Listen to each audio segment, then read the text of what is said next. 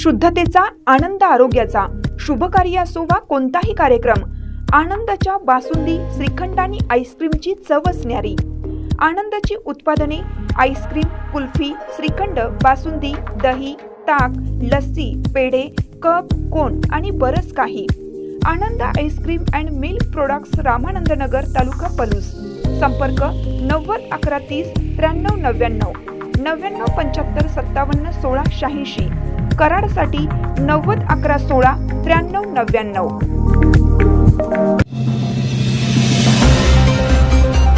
शक्तीपीठच्या नावाखाली शेतकऱ्यांच्या जमिनी लाटणाऱ्यांचा पर्दाफाश करणार, रोहित पवारांचा घोगावमध्ये एल्गार. शक्तीपीठ महामार्गाच्या आराखड्याची गोपनीय माहिती आधीच मिळवून काही भ्रष्ट अधिकारी आणि बड्या नेत्यांनी शेतकऱ्यांच्या जमिनी स्वस्तात लाटल्या आहेत. हा सर्व प्रकार म्हणजे शेतकऱ्यांच्या घामाच्या पैशावर डल्ला मारण्याचा मोठा कट असून या भ्रष्टाचार विरोधात आता आरपारची लढाई लढली जाईल, असा इशारा आमदार रोहित पवार यांनी दिला. गोगाव येथे पलूस कडेगाव शक्तीपीठ विरोधी संघर्ष समितीच्या वतीनं आयोजित सर्वपक्षीय शेतकरी एल्गार मेळाव्यात ते प्रमुख वक्ते म्हणून बोलत होते. यावेळी त्यांनी उपमुख्यमंत्री अजित पवार यांच्या अपघाताबाबतही संशय व्यक्त करत सखोल चौकशीची मागणी केली.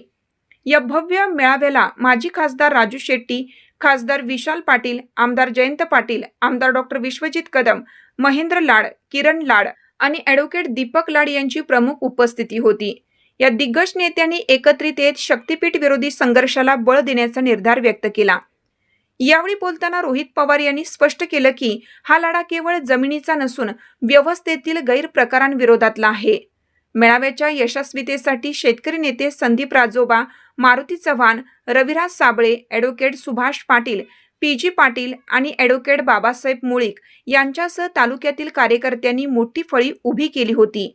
हजारो शेतकऱ्यांच्या उपस्थितीत पार पडलेल्या या मेळाव्याने शक्तीपीठ महामार्गाविरोधात जिल्ह्याचे वातावरण तापले असून रोहित पवारांच्या आरोपांनी प्रशासकीय वर्तुळात मोठी खळबळ उडाली आहे.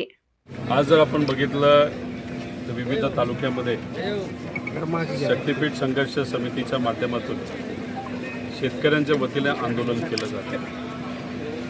खरं तर या भागातले शेतकरी बघितले आणि मी इथं सांगलीमध्ये आत्ता आहे, तर एकतर यांच्या जमिनी तशा लहान आहेत, त्या जमिनीवर त्यांचं घरदार त्या ठिकाणी चालतं.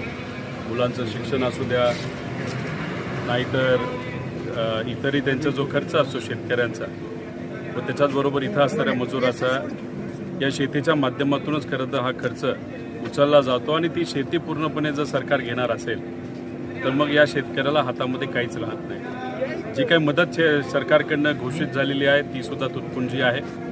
आणि याच्यामध्ये आपण जर बघितलं, एक तर शेतकऱ्यावर अन्याय होतोच. एखादा रस्ता करण्याच्या आधी तुम्ही कुठंतरी शेतकऱ्याला विश्वासात घेणं हे फार महत्त्वाचं असतं, पण तसं न होता इथं तुम्ही जाहीर करून टाकलं.